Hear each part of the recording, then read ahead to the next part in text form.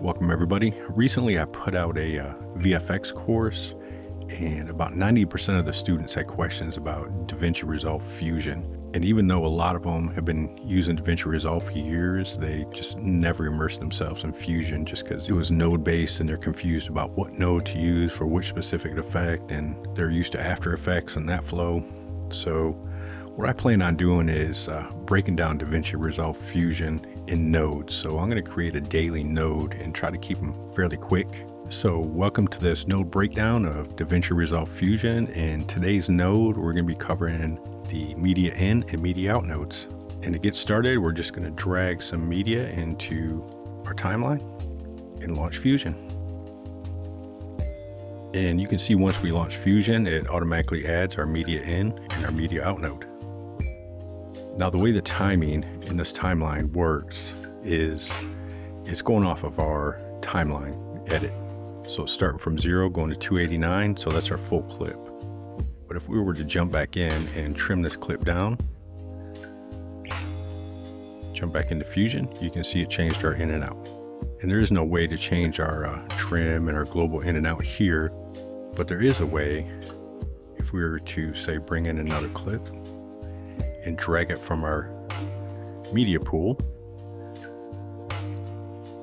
You see it has these added parameters of global in and out. We could change our global in and out.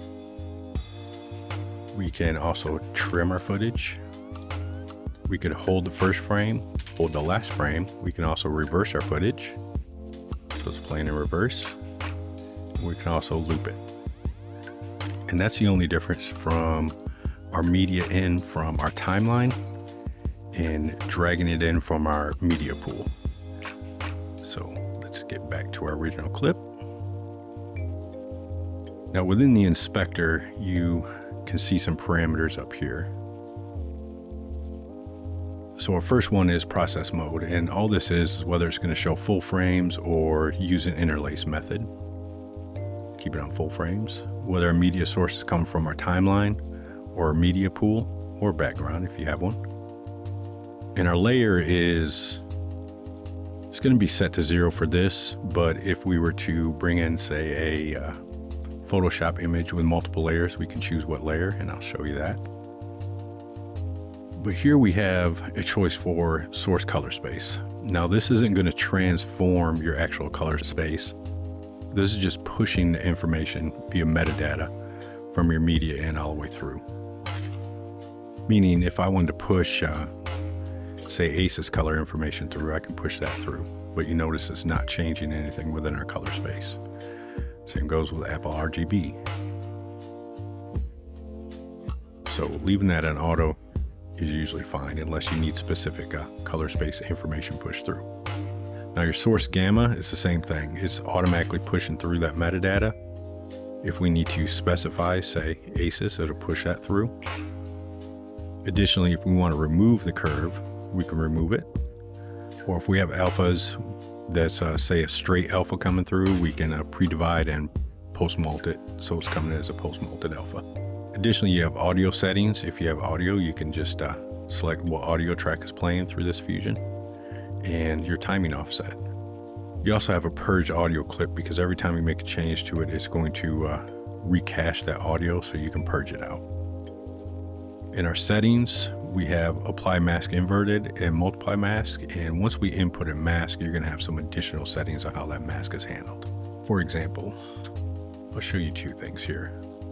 One, I'll show you the layers. So if we grab, say, Photoshop image and bring it into our media pool,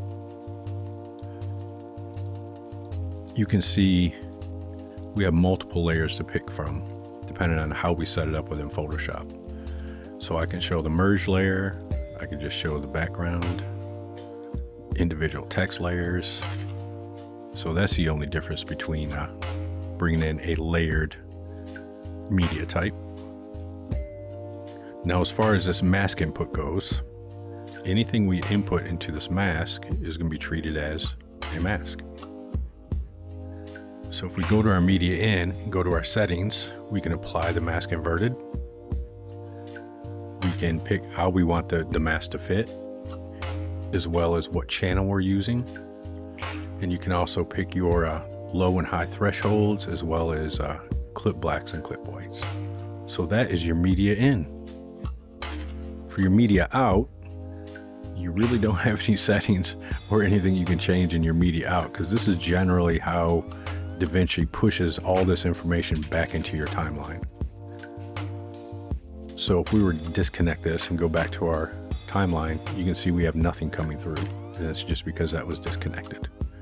But if we connect it back up, we've got that full information going through.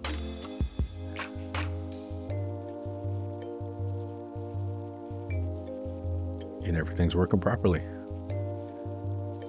So thank you, and be sure to subscribe and like this video so you get notifications on the next one. See you soon.